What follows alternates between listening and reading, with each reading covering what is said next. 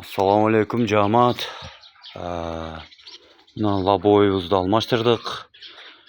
Laboydun rezinkaları plotni oturdu. Zaten su girbeti inşallah. Germetikler konkretni berildi. Polnu kaptallarına. Kimge ушундай kızmat gerek bolsa Noken rayonu Aral ayılında номер 1 ustaxanasına geleveret.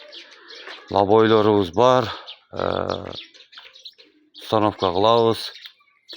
Ар кайсыл машиненин ар кандай маркасы болсун, переднийби, заднийби келе бергиле алмаштырып беребиз. Болушунча, колдон келишинче мына ушундай кылып алмаштырып беребиз. Резинкалар плотный отурган.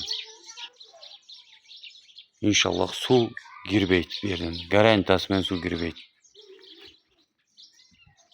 Gele veresinler.